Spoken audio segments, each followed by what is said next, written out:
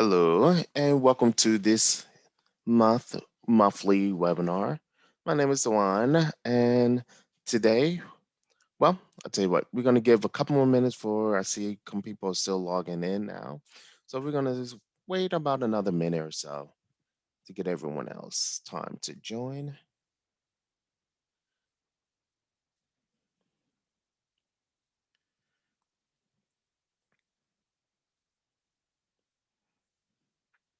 Hopefully, everyone out there is staying warm and safe.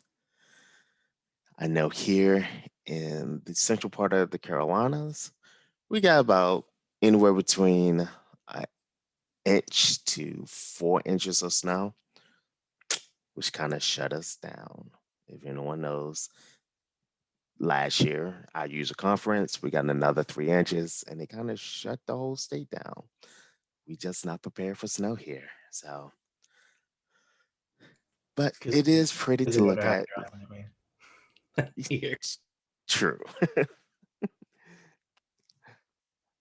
So this month's webinar is going to be all about the business intelligence. It is a tool, a very powerful tool that CenterEdge that we have for you guys to be able to take advantage of and use. And today we actually have the guy that actually helped write the reports, that knows this system in and out. And he's going to be the one explaining to you guys how we actually use this to actually help us and our own personal family entertainment center that we use, the center is just over top of, and how we use it, to kind of help us guide us and help us make decisions, business decisions, intelligent business decisions based off the data that we actually receive from them. Hopefully, what you're going to learn, is what is business intelligence. Now, what is the difference between your reports in your Advantage Manager console versus the BI? And how will BI help you make smarter business decisions in your business? So, again, I'm your facilitator, Dywon. I'm a trainer here at CenterEdge Software. I've been working here for about 4.5 years. For the majority of that time, I have been a trainer, helping people trying to make their visions, dreams, and goals become a reality using our software to make it so they can run their business, easier. Steve, he's actually was this guy that kind of helped hire me back 4.5 years ago. He was my manager. So I've learned a lot from him. And he has taken on many, many, many roles. He's been with the company over 9 years now. So, Steve, you want to introduce yourself? Yeah, sure thing. Definitely have worn quite a few hats. Was the support manager for a long time.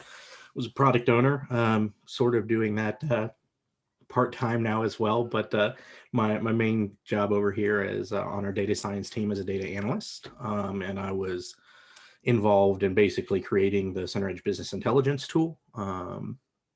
As well as crafting all the charts and reports and things like that. On the web side of things in the business intelligence tool, I did not write all the reports in Manager Console. So for clarification, I can't answer every question about those. So Awesome. So, some house rules. You do have a question and answer. You can please type in any questions that you guys may have throughout the webinar, and we'll be able to. We have staff on board that we're trying to answer some of those questions. Also, they will try to feed some of those questions probably up to us, to get your answers, get you some answers. You also can raise your hands, if you have something that really important that you really want to say. So we're gonna go ahead and just dive in. What is business intelligence, Steve? so yeah, what is business intelligence and why is that different from reports?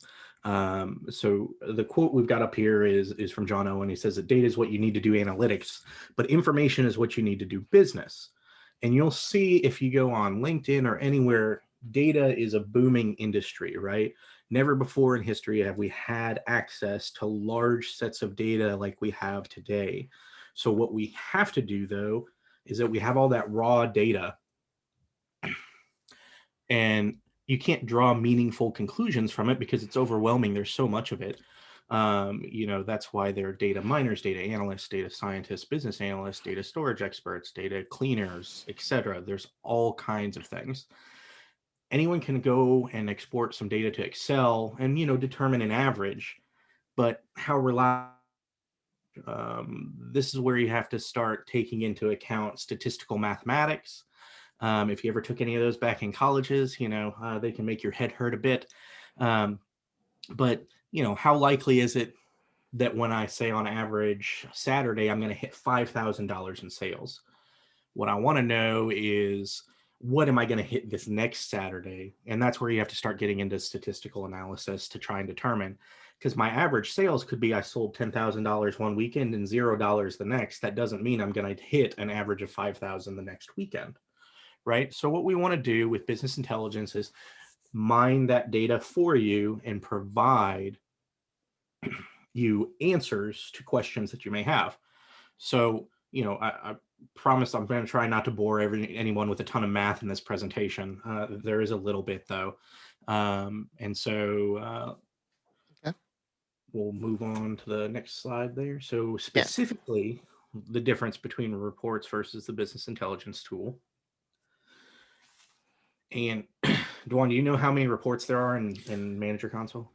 I like 565 reports or something like that. It's probably more than that, but Yeah, I know it's that over. was what it was when I ran a report of the data, like, I don't know, I think it was like a year ago. Um, with COVID, time gets really, really funny. So I think it was a year ago. Yeah. But yeah, 565 reports, which is great, right? Like, that's a lot of data. Those reports provide you the depth that you need, to track down that minute detail of what you're selling or what may be going on in your facility. But as operators, you don't have time to run 565 reports every day. Shoot, I don't, Right. Yeah.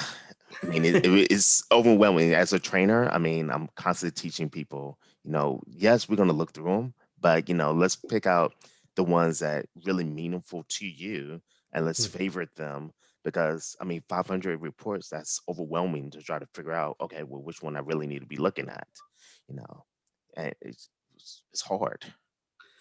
Oh yeah, and I know you've got to try and pick out in a small time frame. These are the most important reports that you'll run every day, but you have no way to go into the depth that we have in all of those.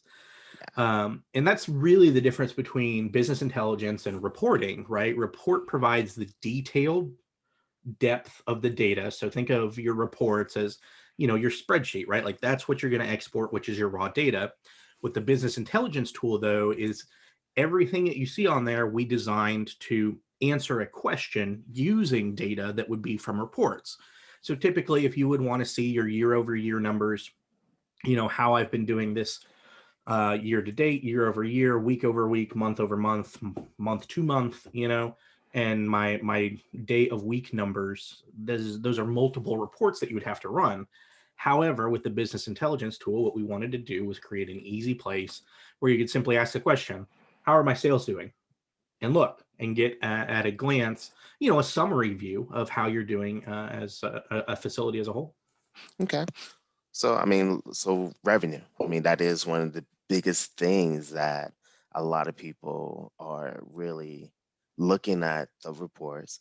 And I even have some, because I'm a trainer, I talk to lots of our different, partners that had chosen and rely on us to actually help them manage their business. I mean, and a lot of questions they get is like, you know, is it reliable?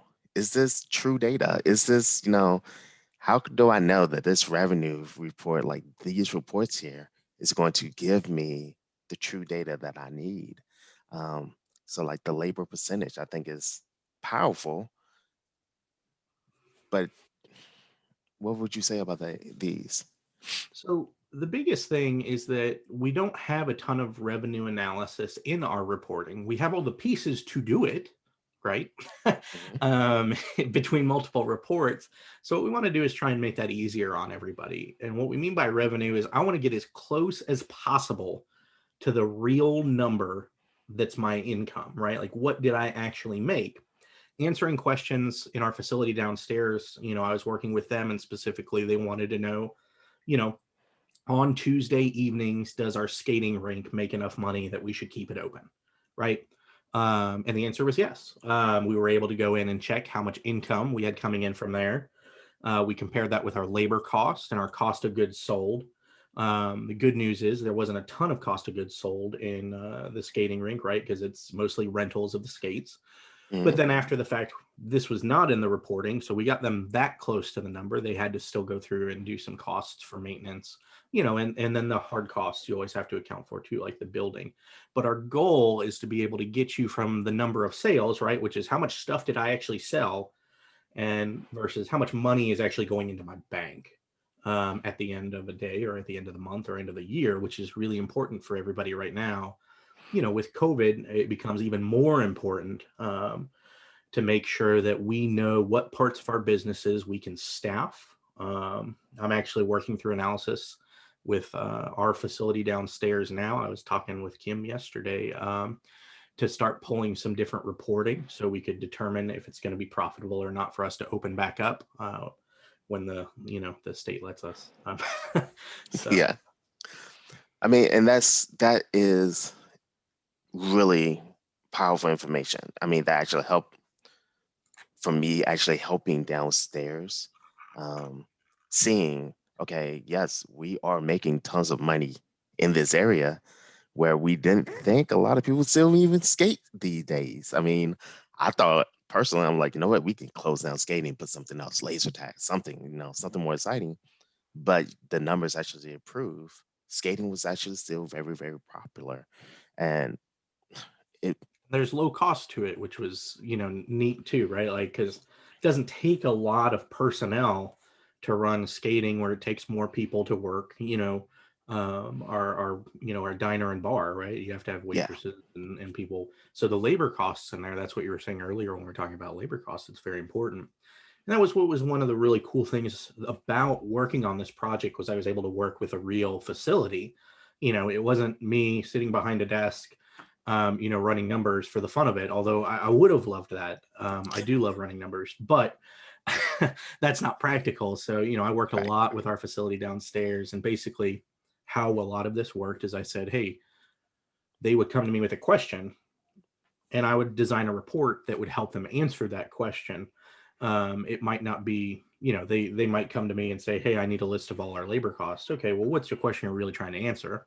And that's when we get into, okay, well, we're worried about labor cost in a certain part of our facility or, for our facility as a whole sometimes. Gotcha. Now, another thing for the audience, please, a lot of these reports, it actually is driven by certain ways that you actually need to set up your software. And just my experience in seeing a lot of people like revenue centers, a lot of people not using the revenue centers. And that's where we're getting a lot of this data from, to actually kind of give you some of that labor cost versus, revenue, So if you guys are not, your reports is not actually giving you guys some of this accurate information, please set up some time with our support staff, our trainers, so we can go through and actually kind of help you guide you so you can get the right type of data. Data is only going to be as good as the data that you put into it. I mean, so we need to make sure we get the right type of data also. So, like this overtime versus regular pay. Yeah. So, So, the old adage is, garbage in, garbage out. So we want to make sure that we're recording the information correctly so we can display it. The reason a lot of people I feel aren't using taking advantage of some of the configuration options like you're talking about, Dywon, with revenue centers and things, is because there wasn't clear visibility through the reports on what am I actually getting out of that information. Whereas once you get onboarded, if you start using the business intelligence tool, you'll start seeing things pretty quickly. And it was a really interesting process because even in our facility downstairs, we found that people weren't using things daily because they didn't use the report because there was one report written for it 10 years ago. And it wasn't providing them meaningful insight daily. So they said it wasn't worth their time. After getting logged onto the business intelligence tool, though, and getting them set up, all of a sudden we were being very, very conscious of, our labor rates, where we were assigning people, how we were handling sales, versus our labor cost in our facility. So that way we knew specifically, for birthday parties, are we being profitable? In our movie theater, are we being profitable? How profitable are we being in our movie theater? Considering we have to send, like 60, 70% of those ticket sales back to Hollywood. So Yeah. Yeah. True. Awesome. Um, so our next slide here is about a mission, and what guests are coming and head counts. And I know a lot of people is concerned about the head counts and how much money per head that I have coming in. mhm. I have lots of parts. That's kind of how they drive their business. How many heads come in versus how much money per head I'm getting. And that's kind of how they drive their business. So can you talk a little bit about the head counts? Definitely. Headcounts are very important, and I certainly understand why you get questions about them, right? Because being able to say, "Hey, I need 2,000 extra dollars today," is much less manageable than saying, "Hey, if you can get every customer that comes in today to buy $5 of concessions or whatever," it's a much more manageable task on the front end, and it helps you set goals for your employees and overall raise revenue. And also, it can help with scheduling too. You may know if you're overstaffed in a specific area or understaffed if you have a lot of people coming in on a specific day of the week. So what we've got on the headcounts or the admissions reports on the business intelligence tool is more in depth than anything that we've got in Advantage, which this is kind of interesting. So we've got the summary data, right? Which is what you're seeing here. You can see your headcounts by date, by type, what percentage came in, were paid in full versus came in free versus came in with a group. But if you go to the next slide, Dwan, Okay. you can drill into that data, and we've got a breakdown that is more in depth than even the report is in Advantage Manager Console. You can see your groups, your walk-ins, and the big difference here is that you can see whether those people came from your web store or if they just walked up to the front counter. So you can also use this to track and help identify, are promotions that I'm running on my web store working? Are people using my web store? And if they're not, what do I need to change to drive more traffic through my web store? Especially now, again, with labor costs was always a concern, I know, but Yeah. even more so now, we want to keep our eyes on minimizing those costs so we can run more transactions through our web store, which is, um, we don't have to pay anybody to do True. Yeah. So, and again, I know head counts is going to be huge on a lot of our parts.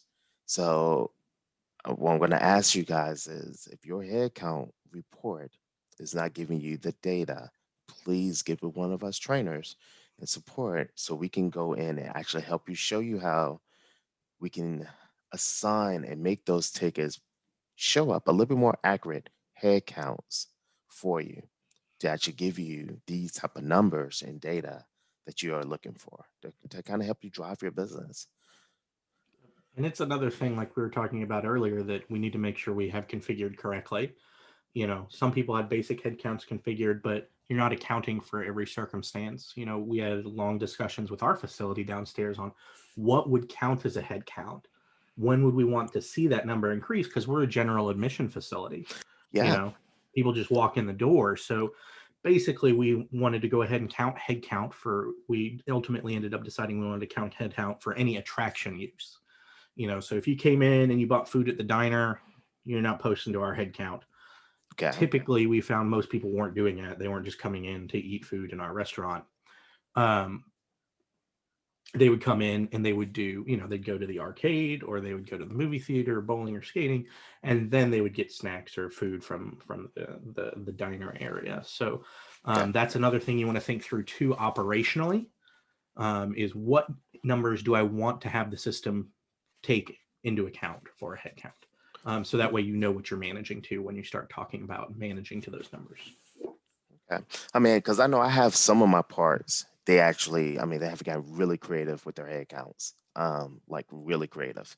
So they actually have almost a button per se that kind of counts because everything is driven by a player card or um, they partner with the embed also. So everyone's get a card, and you can use that card throughout the entire facility. It's a huge facility, over 1 million square foot type facility. Mhm. But so we had to do our head counts a little bit different in that case. But you're right, like in our park, people just can walk in. I can just walk in. Either I can go to the movies and go to the diner, or I can just go in, just go play bowling, or I can go play a game of pool. So trying to really determine, okay, what's going to count as a head count is going to be critical for, I think, everyone in their business, and then Mhm. try to figure out how to utilize that as data. That's a great point. All right, sales. Digging deeper into sales. Yeah. So um, I put this quote on here because I love this quote. I love Sherlock Holmes, and really that's what you're doing with your reports, right? Is reports you're digging around and sleuthing for this data. However, what we want to avoid is it's a logical fallacy where we have a bias towards a specific answer. So the way Sherlock Holmes phrases it in the story is never theorize before you have data, because invariably you end up twisting facts to suit theories instead of theories to suit facts, which is true. We end up having biases when we look at things. Specific example with our facility downstairs was we thought skating was not being profitable. When Okay. after the fact, when we got the data, right, that everybody had this assumption that skating was not profitable, and we think we're just going to close it down Monday through Thursday and just open it on the weekends. And that was actually not the case. So once we actually had the data, we were able to make um, a reasonable decision. And we were able to answer that question. What parts of my facility is making me money? Are my sales moving up or down? We all have days that we look like where we feel like we're doing bad, and really we might be, but we shouldn't make assumptions off of those things.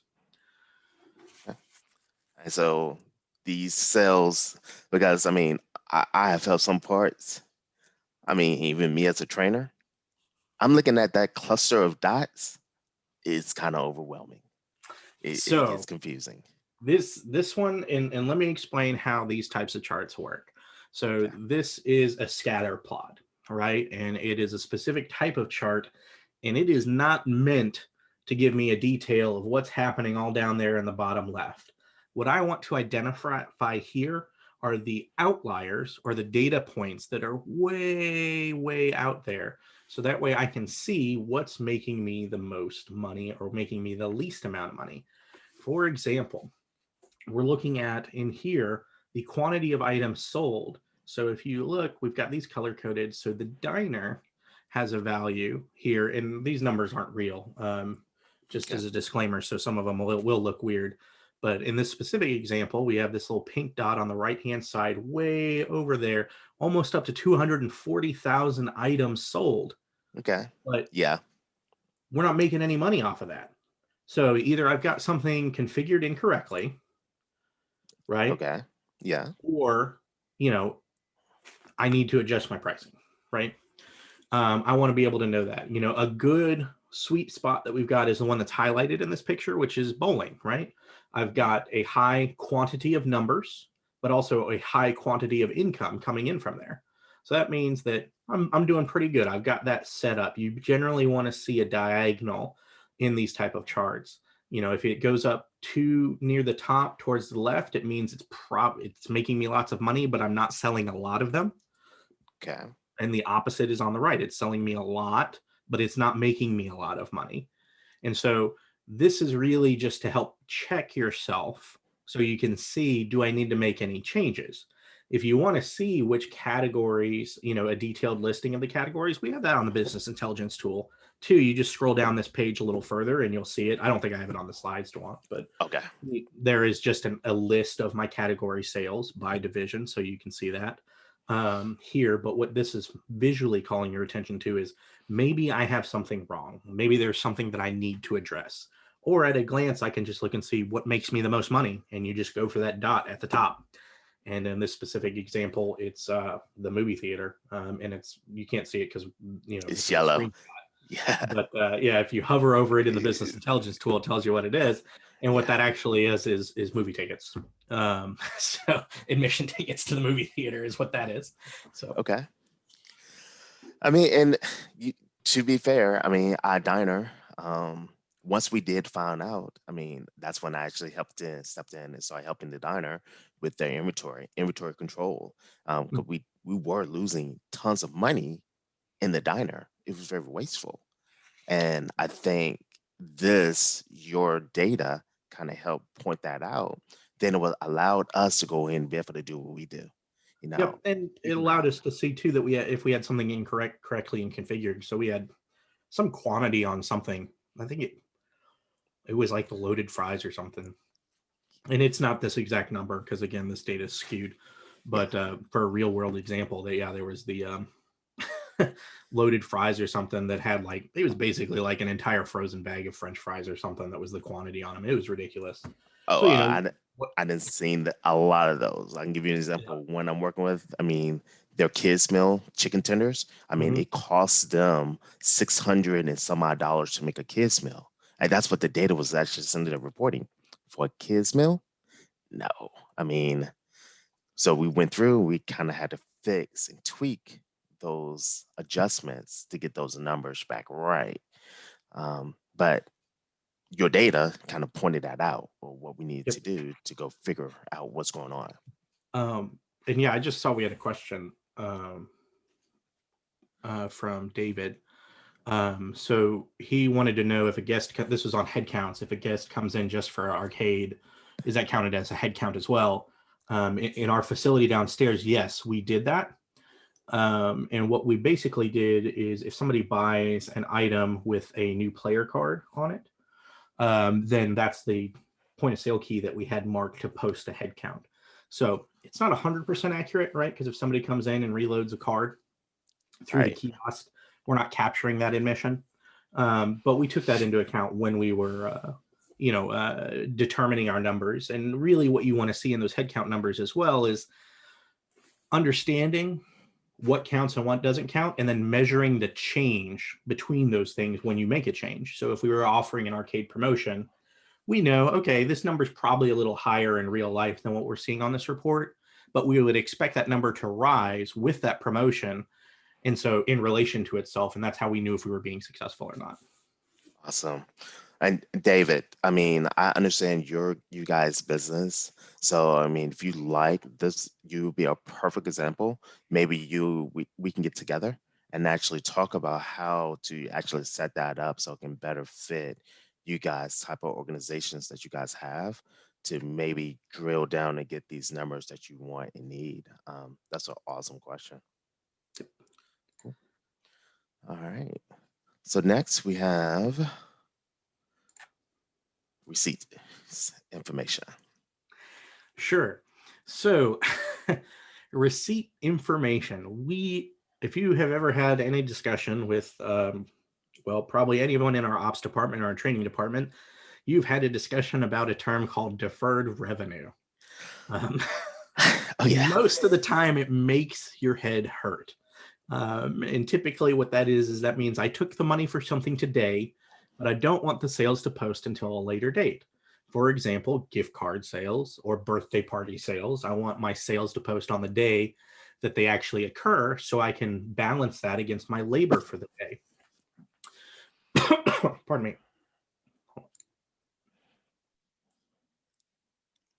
You okay? Yeah, just dying. Give me a second. Okay. Please don't. You know. All right, I'm good. Took a swig of water and it tried to kill me. Um, Gotcha. so what we've got here on the BI tool is that we've labeled these specifically differently. They are your receipt amounts. So this is what came out of my receipts for today. For example, if you're in Local Advantage, you're looking at the receipt detail report. Those numbers would match up to what we're seeing here. And at a glance, what this is showing me is it's showing me, okay, how much did I have to reach my gross sales amount? So what's my amount sold? What's my amount returned? And you can drill down to this. You can also see the percentage of your receipts that came from online. So you can see here in our sample data set, we have like 1% of our transactions come from our website. Which we'd want to be more, right? So we'd want to track that and see. And then you can see here over time, we can track our web receipts. And ideally, what we would want to see is not a giant peak there, but you'd want to see a gradual increase as you're trying to drive more and more traffic through your web store to be able to see the amounts coming in as well as the number of receipts. And so these help you. They're not going to answer your revenue question, right, that we talked about at the very beginning. Right. But this lets me know over time, what am I looking at if I'm running my hypothesis, right, that I want to test is if I sell some additional marketing, or I do an additional marketing campaign or some additional AdWord revenue or whatever to drive more traffic through my web store, is it going to go up over time? And you can see that when you're looking at these charts. And that way you can make your conclusion basing off of data, right? And you're not jumping to conclusions on, okay, I'm going to run a promotion online and I'm going to see, did it help or not, right? This is actually going to show it to you. Gotcha. Okay. Parties and groups. This is huge. I mean, a lot of businesses, I mean, not now, but in the past, a lot of businesses, I mean, they made their bread and butter off of birthday parties and events. And that was the blood of, how they ran their facilities. So, how's the BI going to be able to help us with charts like this? So this is pretty cool because, again, I worked with our party events coordinator downstairs to answer very specific questions that she had, as well as, the manager down there too, like the general manager, who wanted to know, are we making money from parties? So, some of the questions that we want to answer are, what events do I host that make me the most money? And what those average amounts are. So we can see, what's the average sales per event type and the quantity of those being booked. So one of the things, if we're looking at this chart here on the right on the slide, Okay. you can see that catering makes a ton of money, which makes sense, right? Mm-hmm. But we don't do a ton of them. Our quantity of those events is low, and that's what our blue line is there. It's kind of cropped out on the slide. I apologize. Okay. Yeah. Events held is the second axis here, which is the blue line. Yeah. Oh, thanks, Drew. So, we can see we book a ton of room rentals and we don't make a ton of money off of those, so maybe what I want to do is, if I've got that many people booking rooms, maybe I need to raise my price, right? Maybe I have it too cheap for just booking a room versus the other, like bowling groups are also really high. We book a lot of those, but we don't make a lot of money from them. So we might want to adjust that. And then you can look at these numbers again over time.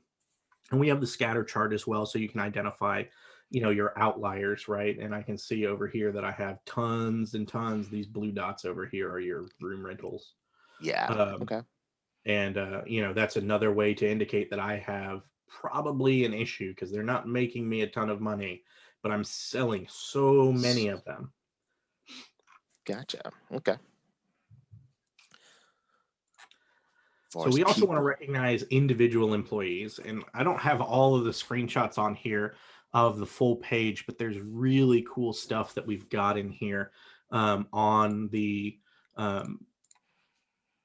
events booking pages. So we've got things like the salesperson data, who is selling the most events, making the most money from them. We have our top employees by gratuity, so I can see which of my hosts are being rewarded, right? And you can run contests through this type of stuff too. Say whoever gets the most gratuity for, this month wins a bonus or an extra prize or something like that.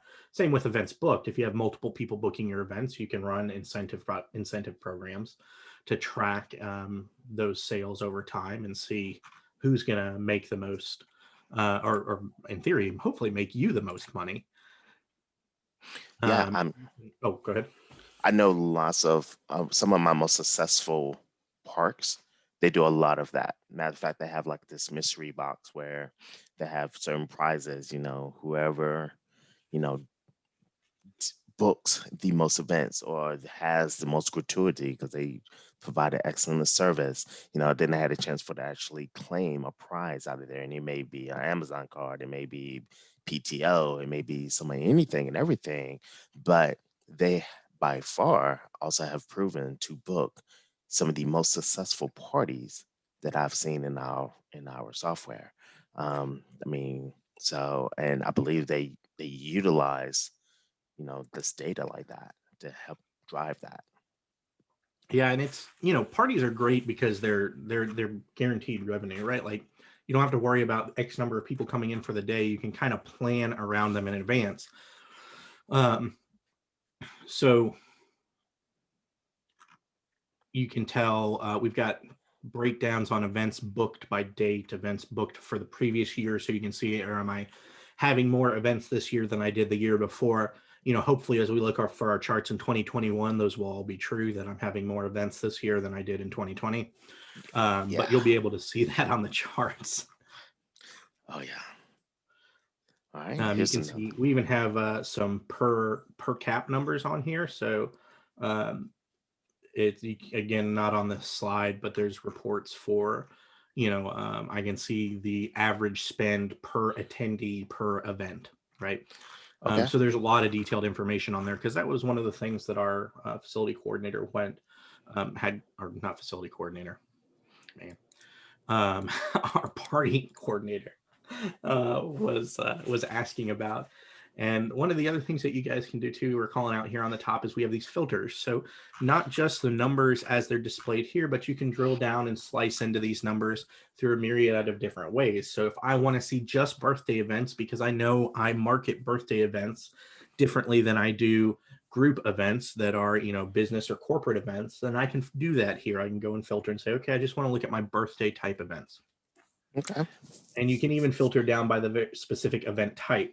So, again, as we talk about tracking my employees' performance and doing types of rewards, I can go and say, all right, it's not just the number of events, but this specific type of event I want you to book. And you can then drill down and see what that is. Awesome. Hey guys, we have another question. David asked, is there a reporting tool that shows the top 10 parties or groups with a breakdown of who it was? So, yes. Now, one of the differences on the business intelligence tool versus the advantage reports is that most of this data is aggregated that we're seeing here. So in the business intelligence tool, I've got breakdowns by salespeople, but I don't have any customer information available in here. We have customer summarized information and anonymized data. So I could go and see, we'll talk about this later. You can see different types of customer demographics that are coming in. But if you want to know the specific event people that are coming in and had the most events, then you'll want to want some of the groups reports in Manager Console locally. Awesome. Okay. Marketing. Who's coming to my facility? This is a huge one. I mean, well, and this keys up real nicely too, because this is what we were just talking about. right. This the customer data. So one of the things that we have to be very careful of, right, in this day and age, is customer proprietary information. So there's people that can opt out of things. You have to be able to, with the what's the European Union thing? I can't remember what it's called anymore. The privacy control thing over there. Basically, you have to anonymize data and allow people to opt out and all that stuff. Yeah.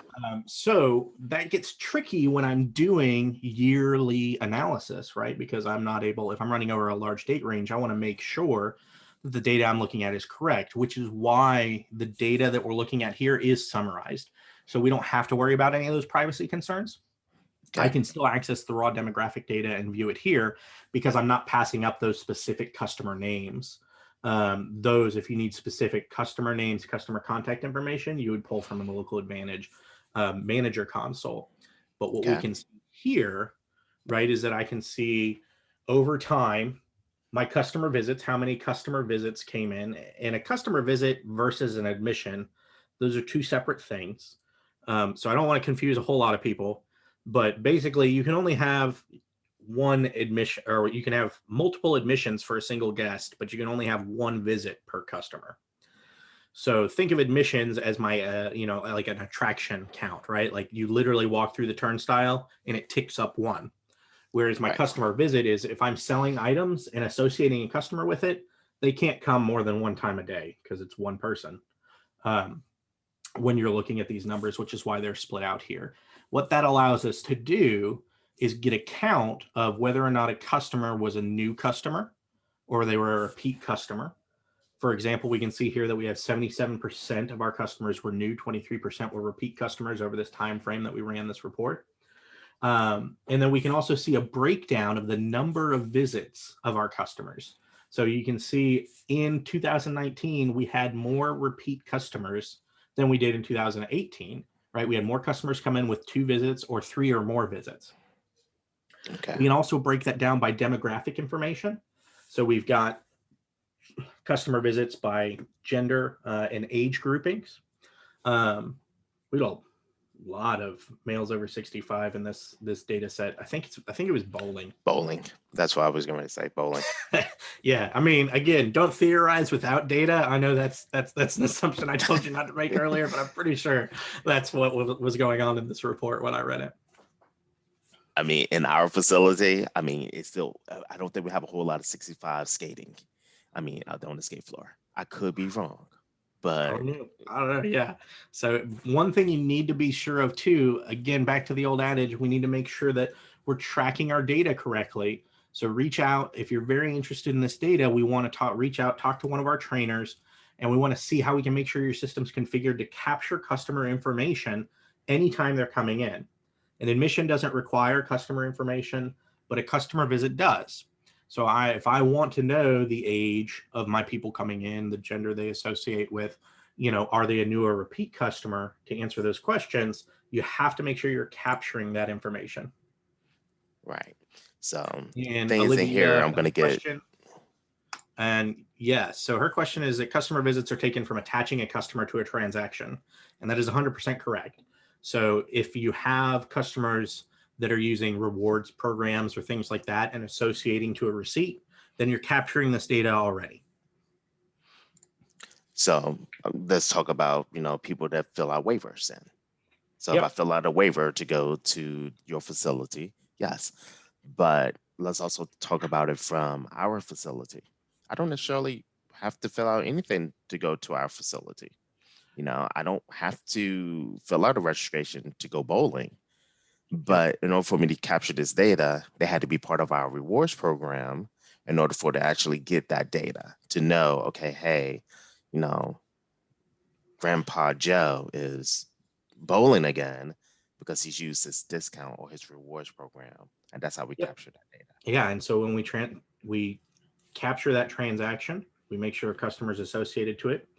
Like you said, waivers is the easy answer. If you're a facility that requires waivers for your attraction, you're obviously capturing the customer information every time you sell one of those admissions.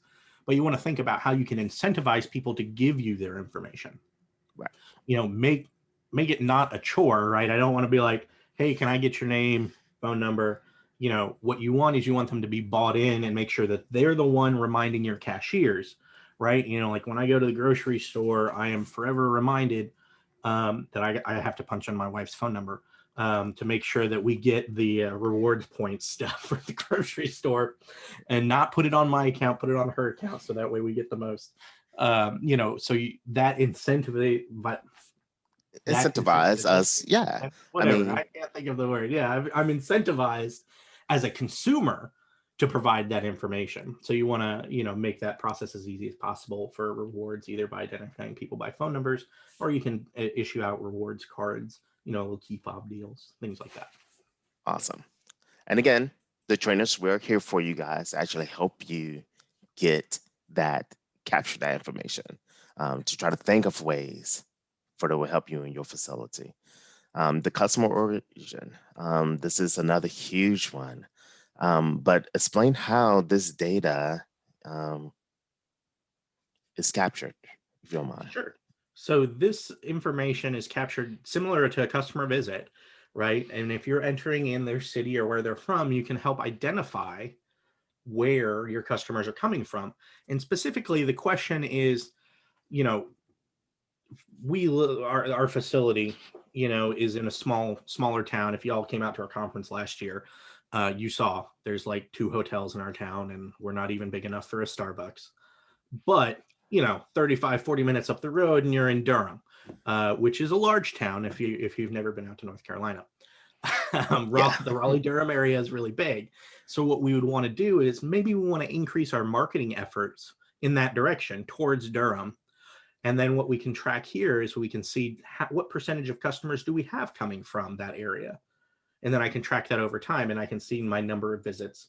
And you can see we've got a data problem here because most of my visits are from empty value, which isn't a problem. It just means that we need to address that with our employees because they're not capturing city. And honestly, this is probably more a problem with me anonymizing the data than anything else. So, you know, not throwing our facility under the gun because, again, this data has been tweaked, thoroughly messed with. Yeah. So, but getting this information is really still based off of things like a waiver or the customer profile information that is getting inputted. What about the web store? So let's say if I build or make me a profile on the web store, is that this information as well? Yes, and that's one of the ways that you want to make sure that you can easily capture customer information is if they've registered an account on your web store, they have a customer record and they've input their information. So all you need to do to change your process, again, is what Olivia was saying earlier, make sure we've captured that customer on a transaction when they come to visit. We capture it automatically if they bought something on the web, but if they registered their, their account online, bought a ticket, and then they're coming again later, they might not have purchased their ticket the second time on the web store. So if they didn't purchase on the web store, when they come in, again, you want to make sure you have some way to identify that that's a repeat customer. Or just even if it's not a repeat customer, where did they come from? And that ticks up your visit counts here. So again, another incentivization for rewards program or customer identification of any kind throughout your facility. Awesome. All right, data and how you use it to drive decision making. Hold on, I got a question from Andrea. Okay. So Andrea, the answer is no, not right now. If that's something that people are interested in, the data is there because we can see the customer sales information on what they're purchasing, which we could then end up dividing by origin.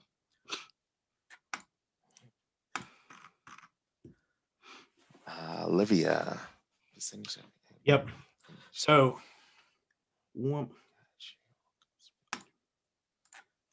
yeah, garbage in, garbage out again, right? We want to make sure we're getting the correct information. Olivia's asked, is the percentage of information that is being entered is incorrect? When you have cashiers or customers entering city, state, zip, what about spelling or zip codes that get misidentified? So this is something that's a little self-learning in our software. Basically, when you have a guest enter a city with a zip code, it looks in a table that we've built in the database to see what that zip code is, and it'll update the city. So typically, it should be kind of evolving over time. The problem, of course, is that you want to minimize entry of that information as much as possible, either driving the information for your customers either through the web store or, have your cashier not type a ton of it, but if they can, again, get associated to a card or a phone number where they can look them up, we can help to minimize the typos, which just happen. And so if somebody enters something incorrectly, like they said, 1, 2, 3, 4, 5 for my zip, and it's, the city is Washington, D.C., and then the next person after them comes in, they say my zip's 1, 2, 3, 4, 5, and it's actually, Baltimore or whatever. Then it will update the database to show that 1, 2, 3, 4, 5 is Baltimore.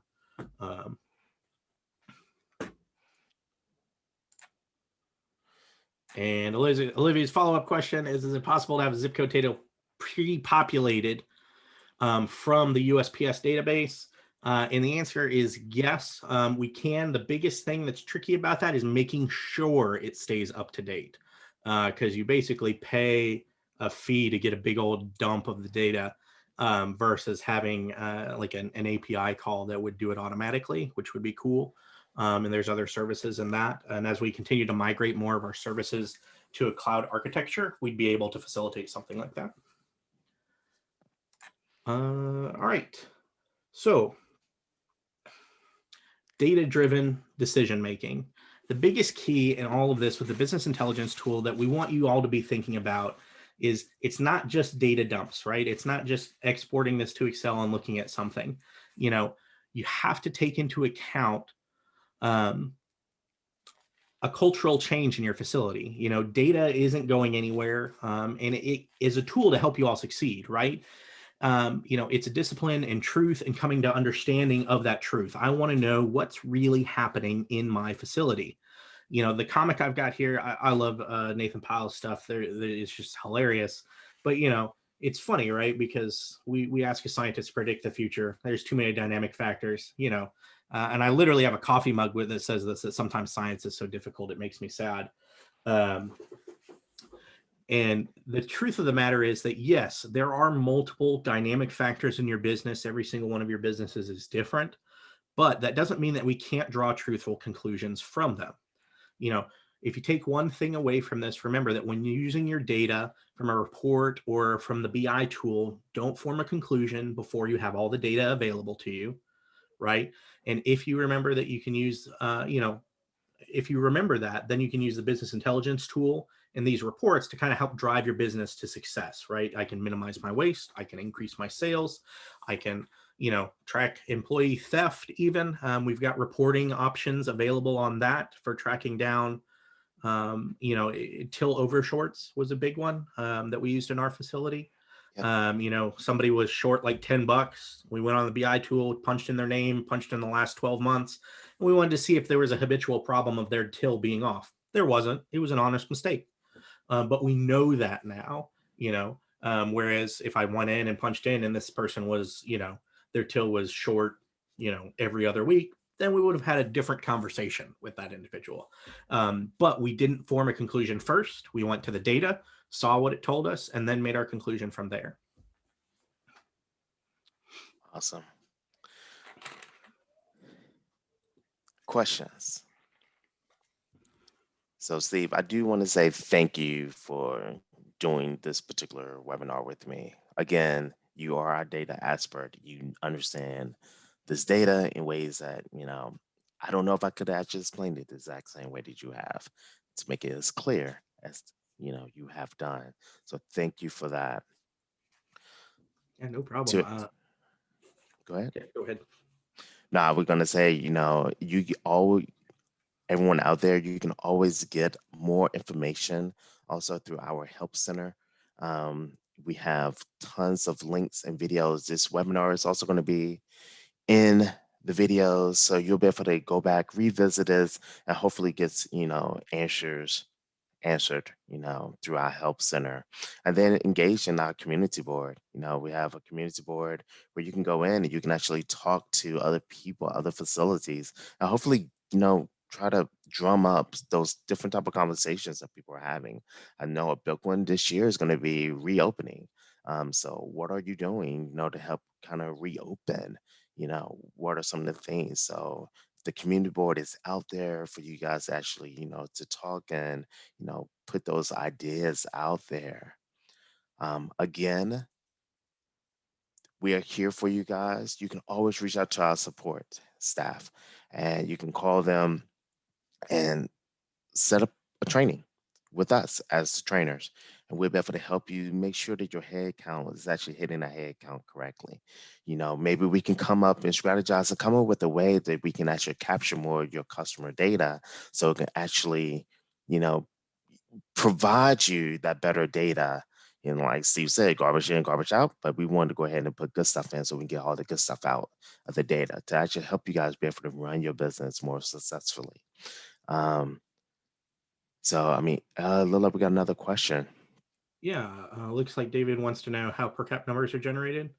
So with David, with the per cap numbers, this is one of the reasons why it's really important we get the head counts correctly, right? Because what I want to take is I take my head counts or my admission counts, and I divide that by my net sales. So if you're looking, there's actually a per cap on the overview page of the business intelligence tool. If you scroll down, there's a per capita section, and that's all the math is there, is that I'm taking the number from sales that's above it divided by the admissions below it to get my per cap number. There's some more a little complicated transactions, like we were talking about event per caps, in which case we're tracking the total number of people in the event that are marked as attendees. And there are a couple of different ways, because you can have some people not marked to affect the head count of the event, like parents and things like that. So if those head count numbers look funny, that's where you want to start, and making sure that those get configured correctly, because we're just taking those divided by net sales. Awesome. And again, thank you, Steve. Thank you guys for joining this month's webinar. It was awesome having it again. I believe our next month webinar is going to be on CE payments. And so look forward to actually just being the audience in that one. So thank you guys for joining us, and I look forward to talking to you guys again in March. Talk to you soon. Thank you.